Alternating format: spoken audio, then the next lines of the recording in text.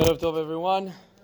I'm going to read from the blue Chumashim if you want to follow in page 394, if you want to open it. So in the beginning of our Parsha, we've been told that Yitro is coming.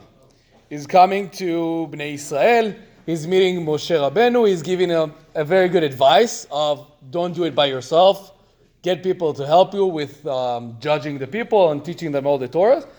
But I want to focus on the first verse of our parsha, because it says, "Vayishma Yitro Kohen Midyan." So Yitro, the minister of Midyan, the father-in-law of Moses, heard.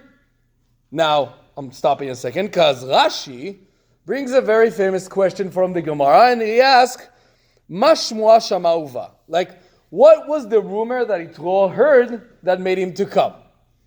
Now, before I'm giving Rashi's answer, the Gemara's answer, let's get back to the verse. So the verse says, Yitro, the minister of Midian, the father-in-law of Moses, heard everything that God did to Moses and to Israel, his people, that Hashem has taken Israel out of Egypt.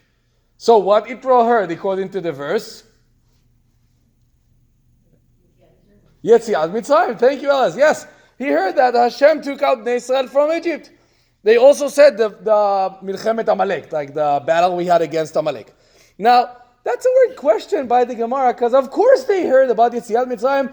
Everyone heard about Yetziat Mitzrayim. This is like what we said it last week. That was when we were so shocked by the fact that Amalek had the courage to fight against us after Yetziat Mitzrayim, after Hashem took care of us and took us out of Egypt. So that's like a weird question. Like, of course, Yitro heard about Yetziat Mitzrayim. This is why he came. He just chose to do good.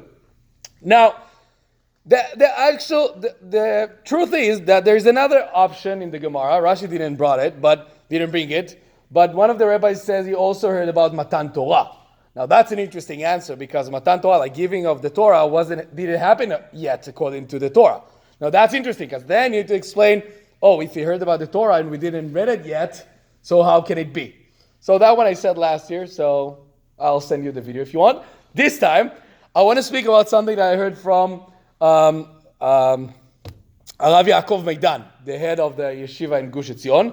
So he said something beautiful. He said, listen to the question that the Gemara asked. The Gemara asked, Ma shmua shama uva? What was the rumor that Yitro heard? Because the verse says that Yitro heard something, but I also add the question, uva, and he came.